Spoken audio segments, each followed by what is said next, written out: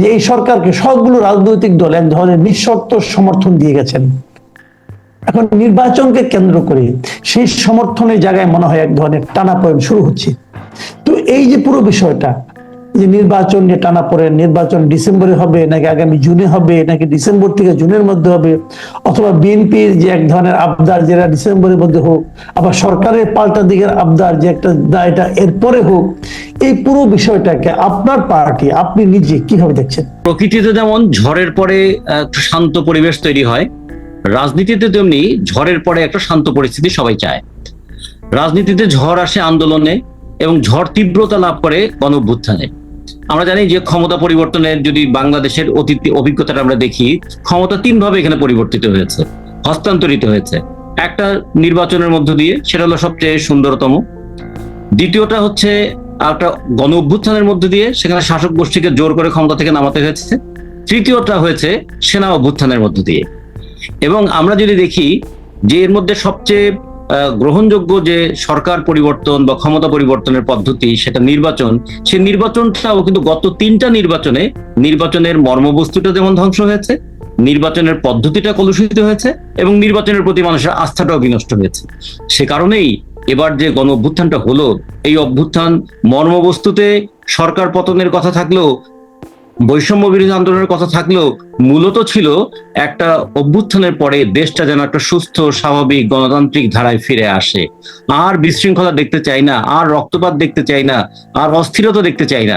আমরা একটু ক্রমাগত নিজেদের জীবনটা নিয়ে একটা স্থির সুনির্দিষ্ট গন্তব্যে যেন এগোতে পারি।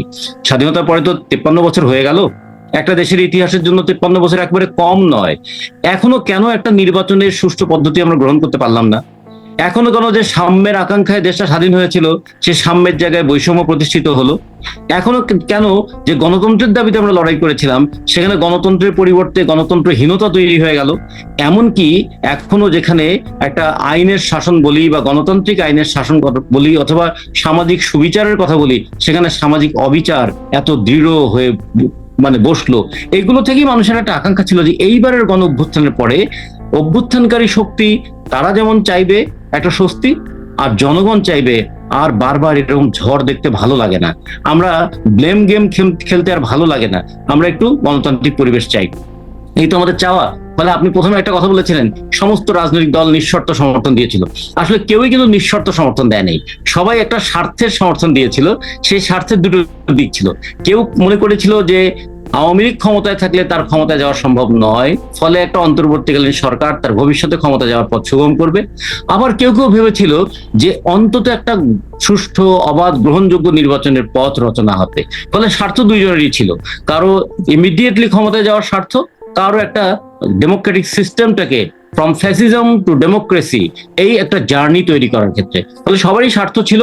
কিন্তু সেই সময় তারা বলেছিলেন যে এমন একজন ব্যক্তি যিনি এলেন, তিনি হয়তো জনগণের এই আকাঙ্ক্ষাটা বুঝবেন, জনগণের বেদনাটাকে স্বীকৃতি দেবেন এবং জনগণের এত রক্ত এত জীবনদান সেটাকে কখনো যেন তারা মনে না করে যে আমরা কি ভুল করলাম, এই ধরনের হতাশার দিকে জনগণকে নিয়ে যাবেন না। ফলে আমাদের এই ছিল চাওয়া।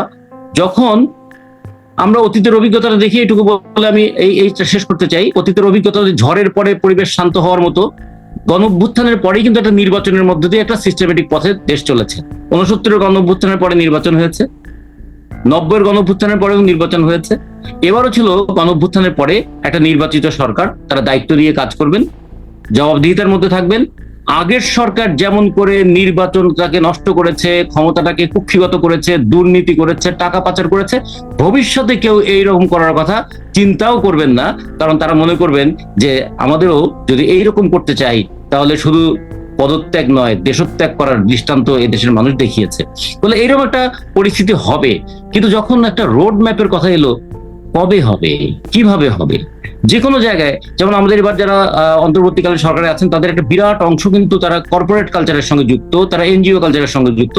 তাদের প্রত্যেকের টেবিলে একটা থাকে টু ডু লিস্ট, কি কি করতে হবে, when to do, how to do, এই করার কথা থাকে। তাদের কিন্তু প্রত্যেকেরই একটু ফর্মা থাকে। তারা প্রজেক্ট ড্রাইভেন, তাদের ইয়ে থাকে ইকোনমি, যে কি কি প্রজেক্ট কত সময়ের মধ্যে শেষ করবে। এই যে টু ডু লিস্ট, এই টু ডু লিস্টে কি ইলেকশন কথাটা নাই? আমাদের যেটা মনে হয়েছে যে বারবার বলা হয়েছিল এই জায়গাটায় যে আপনারা কি কি করতে চান, কত সময়ের মধ্যে করতে চান এবং কিভাবে করতে চান, এটা যদি জাতির সামনে একটু পরিষ্কার থাকতো, জাতীয় বুঝতো যে অন্তর্বর্তীকালীন সরকার অন্তরে গণতন্ত্রের দিকে যাত্রার একটা আকাঙ্ক্ষা আছে, ফলে আমরা তাকে সহযোগিতা করতে পারি। কিন্তু জনগণ জানে না যে কি করবেন, কবে করবেন, কোথায় করবেন। এবং প্রধান নেতা যা বলেন, অপ্রধান নেতারা আবার যা বলেন, দুটোর মধ্যে বিরাট একটা পার্থক্য। প্রধান নেতা বলছেন যে ডিসেম্বর থেকে জুনের মধ্যে নির্বাচন হবে, এটা একটা প্যাকেজ ভিত্তিক। ছোট প্যাকেজ হলে ডিসেম্বর, বড় প্যাকেজ হলে জুন। কোন ধরনের প্যাকেজ আপনারা চান? কিন্তু কেউ কেউ উপদেষ্টারা বললেন জনগণ নাকি এই উপদেষ্টাদের কানে কানে বলে গেছেন যে তারা 5 বছর ক্ষমতায় থাকুক, এটা চান। তাহলে মানুষ তখন কনফিউজ হয়ে যায় যে প্রধান উপদেষ্টা এবং অন্যান্য উপদেষ্টাদের মধ্যে কি সমন্বয়ের ঘাটতি আছে নাকি পরিকল্পিত সমন্বয়হীনতা। ফলে অতীতে যেহেতু 15 বছর মানুষ নানা সন্দেহ করেছে, ফলে এই সন্দেহপ্রবণ মনটা নতুন করে আবার সন্দেহের জাল বিস্তার করতে থাকে। জি, আপনি দেখবেন এই সরকার দায়িত্ব নিয়েছে গত বছরের অগাস্টের 8 তারিখে, আজ পর্যন্ত 9 মাস হয়ে গেল। আপনার স্বাভাবিক দৃষ্টিতে বাংলাদেশে যে বাস্তবতা এবং এই সরকার যেভাবে যে সমস্ত কথাবার্তা তারা বলছিলেন, তারা সংস্কার করবেন, অমুক করবেন, তমুক করবেন, অনেক কিছু বলছিলেন, আপনার নিজস্ব অভিমতটা কি যে আসলে দায়িত্ব নেওয়ার পর থেকে কত দিনে এই সরকারের একটা নির্বাচন দেওয়া উচিত ছিল অথবা উচিত আপনি বলে মনে করেন? আপনি কতদিন নির্বাচন হওয়া সম্ভব বলে আপনি মনে করেন? এর আগে আমরা তত্ত্বাবধায়ক সরকার আন্দোলন যখন করেছিলাম, সেই সময় দেখেছিলাম তত্ত্বাবধায়ক সরকারের জন্য 90 দিনের একটা সময়সীমা ছিল। তো সেটা ছিল কন্টিনিউয়েশন অফ গভর্নমেন্ট, একটা গভর্নমেন্ট থেকে আরেকটা গভর্নমেন্টের মাঝখানে একটা তত্ত্বাবধায়ক সরকার নির্বাচনটা তত্ত্বাবধান করবেন। ফলে আমরা এবার মনে করেছি এবার যেহেতু অভ্যুত্থান হয়েছে, ফলে এবার 3 মাসে এটা সম্ভব নয়। কিন্তু এটা তো এর জন্য তো 1 বছর অনেক দীর্ঘ সময় হয়ে যায়। আমরা বলেছিলাম 3 মাসের চাইতে বেশি হবে, কিন্তু 1 বছরের চাইতে কম হবে। এইরকম একটা জায়গার মধ্যে অন্তত যে 3টা কাজ অন্তত করতেই হবে নির্বাচনটাকে সুষ্ঠু করতে গেলে, তার মধ্যে একটা হচ্ছে যে তত্ত্বাবধায়ক সরকারের অধীনে নির্বাচন হবে এইরকম বিধানটাকে আবার কার্যকর করতে হবে। 2 নম্বর হচ্ছে আমাদের সংবিধানের যে 7 ক এবং খ অনুচ্ছেদের মধ্য দিয়ে সংবিধানের কিছু অংশকে অপরিবর্তনীয় করে ফেলা হয়েছে, এবং যেটা বহাল থাকলে যারা অভ্যুত্থান করেছেন এবং অভ্যুত্থানের পরে যারা ক্ষমতায় এসেছেন তারা প্রত্যেকে কিন্তু চূড়ান্ত শাস্তির যোগ্য হবেন, ফলে সেটাকে বাদ দিতে হবে। তৃতীয়ত হচ্ছে নির্বাচনে টাকার খেলা, পেশি শক্তি, এই সমস্ত বন্ধ করার জন্য প্রয়োজনীয় পদক্ষেপ নেবেন, এবং এই সমস্ত কাজগুলোই কিন্তু আবার রেটিফাই করতে হবে, অনুমোদন করতে হবে পরবর্তী নির্বাচনের মধ্যে দিয়ে পার্লামেন্টে। ফলে এই কাজটা তারা করবেন। আর তার সঙ্গে 3টা কাজ, আর এই 3টা কাজের সঙ্গে 3টা কাজ করবেন।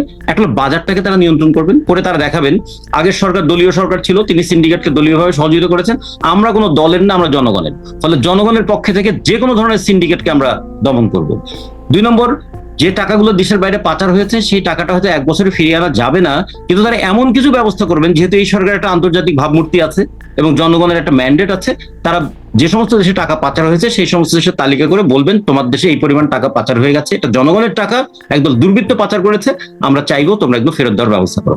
তৃতীয়ত যেটা বলবো যে একদম যেভাবে আমাদের পুলিশ, আমাদের প্রশাসন তারা একটা দলীয় বাহিনীতে পরিণত হয়েছিলেন, আগামীতে পুলিশ এবং প্রশাসন যেন দলীয় বাহিনীতে পরিণত না হয়, তারা যেন প্রজাতন্ত্রের কর্মচারী হিসেবে কাজ করে, সেই ধরনের একটা কাঠামোগত জায়গা তারা দাঁড় করিয়ে দিয়ে যাবেন।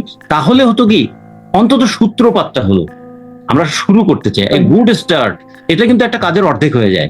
আমরা চেয়েছি যে এই অন্তর্বর্তীকালীন সরকার অন্তত এই শুভ সূচনাটা করে দিয়ে যেতেন, তাহলে 2টো কাজ হতো।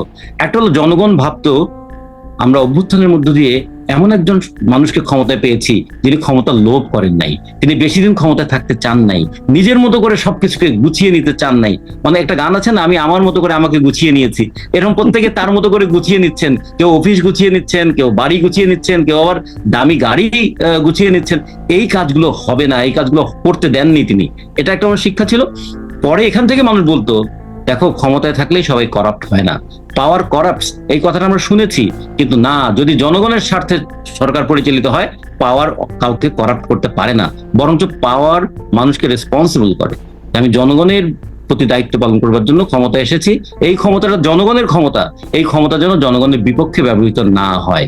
এরকম একটা দৃষ্টান্ত যদি তৈরি হয়ে যেত না, তাহলে আগামী অন্তত 20 বছর মানুষ বলতো ওই যে একটা অভ্যুত্থানের পরে আমরা সরকার দেখেছিলাম, বারবার এইরকম সরকারই আমাদের দরকার। এইরকম একটা আশা আমরা দেখতে চেয়েছিলাম, কিন্তু নানা কারণে, বাজারকে নিয়ন্ত্রণ করতে ব্যর্থ হওয়ার কারণে, বাগাড়ম্বর অনেক বেশি হওয়ার কারণে, কখনো কখনো যারা অভ্যুত্থান করেছেন তারাও নানা ধরনের দুর্নীতির সঙ্গে তাদের সম্পৃক্ত হওয়ার কারণে, এমনকি ওই যে একসময় নিয়োগ বাণিজ্য, বদলি বাণিজ্য, এগুলোর কথা আমরা শুনেছি, সেগুলোরও নানা ধরনের ইঙ্গিতপূর্ণ কথা এবং নানা ধরনের দৃষ্টান্ত দেখার কারণে মানুষ কিন্তু আবার ভাবতে শুরু করলো, আচ্ছা তাহলে কি আবার সেই পুরনো কথাই আমরা বলবো যে লঙ্কায় গেলে সবাই রাবণ হয়ে যায়, নাকি লঙ্কায় কি রাম যায়নি তাহলে কখনো? আমরা তো এটা দেখতে চেয়েছিলাম যে লঙ্কায় গেলে সবাই রাবণ হয় না, লঙ্কায় রামও যায়। দেখতে হবে কে গিয়েছে।